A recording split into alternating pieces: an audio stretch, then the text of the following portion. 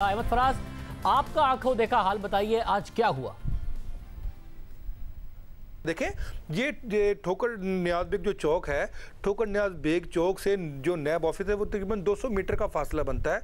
और पुलिस ने बड़े अच्छे आज इंतजाम किए हुए थे, जिनमें ख़ास तौर पर SSP ऑपरेशन जो थे फैसल शहजाद वो वहाँ पे मौजूद थे, DIG ऑपरेशन इशफाक खान वहाँ पे मौजूद थे। उन्होंने वहाँ पे उन्होंने रुकावटें खड़ी की थी। एक ठोकर चौक में थी आउटर कॉर्डन जो थी, वहाँ पर सिर्फ उन्होंने जो इंतज़ाम किया हुआ था कि जी कारकुनों को यहाँ पर रोका जाएगा और कारकुन यहाँ पर रहेंगे। और आउटर कॉर्डन के जो बैरियर थे वहाँ से उन्होंने मरीम नवाज साहबा की गाड़ी को और उनके ज़ाती मुहाफ़िज़ों की गाड़ी को उन्होंने वहाँ से गुजारना था।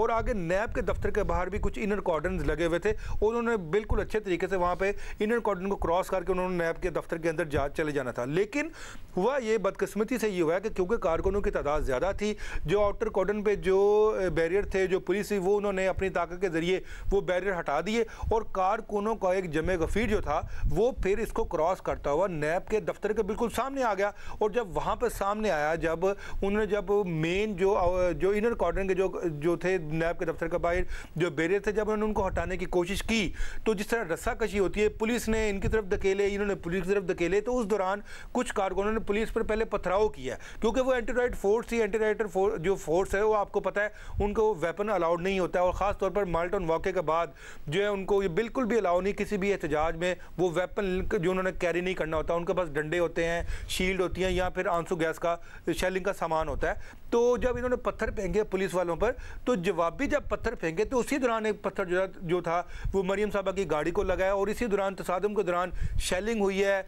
कुछ इधर भागे हैं, कुछ उधर भागे हैं, कुछ टोलियों की सूरत में गलियों में चले गए। तो असल ये वाकया वहाँ पे पेश आया, जहाँ तक ये कहना है कि उनको आगे जाने नहीं दिया गया। तो ये सारा तसादुम जो था, ये जो मैदान जंग का जो नक्शा पेश कर रहा था, ये नैब जो दफ्तर था, ये बिल्कुल उसके आगे हुआ वाकया। और नून लीग का ये भी इल्जाम है कि हमारे कारकुनों को बाद में भी जख्मी किया गया, लाठीचार्ज किया गया, क्या ये हुआ?